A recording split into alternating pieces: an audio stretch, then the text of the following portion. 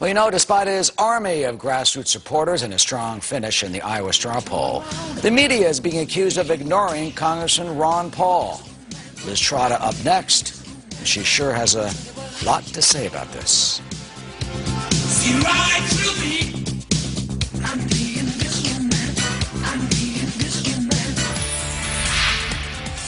You know, he came within 152 votes of winning the Iowa straw poll, but the headlines didn't reflect that. And he and his supporters say that means Ron Paul, well, he's being largely ignored by the mainstream media. Is he?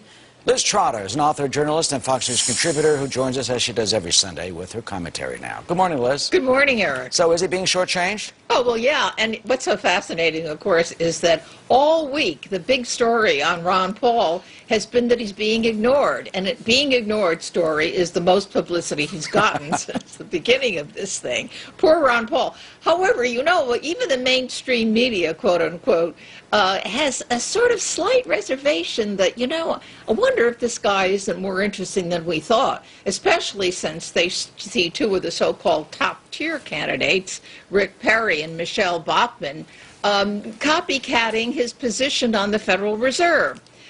John Kass, the very lively columnist from the Chicago Tribune, had this to say in a piece about Rand.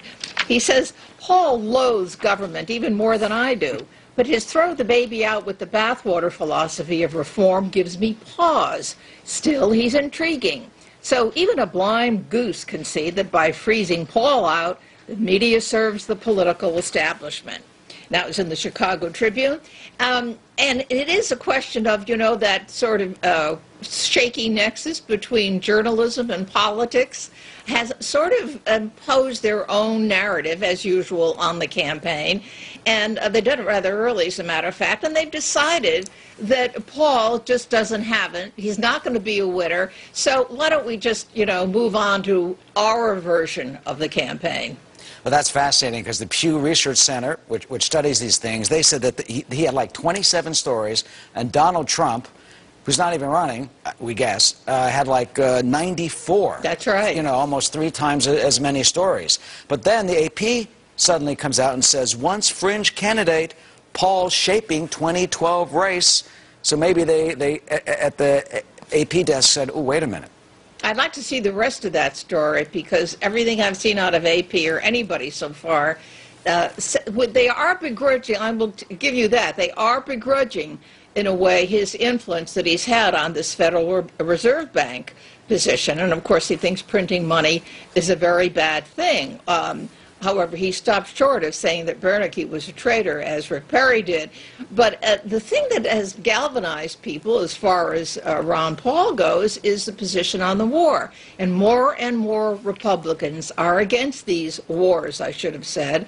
And if we include Libya, that's 3.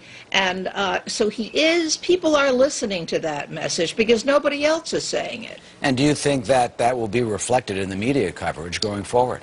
I know the media hasn't gotten on the anti-war kick yet. They've bought all the baloney from Obama and General Petraeus that, you know, it's a little bit tipsy, but, oh, yes, we've done a very good job. Well, of course, you know, with due respect to all our wonderful troops, it hasn't turned out the way we wanted to after 10 years.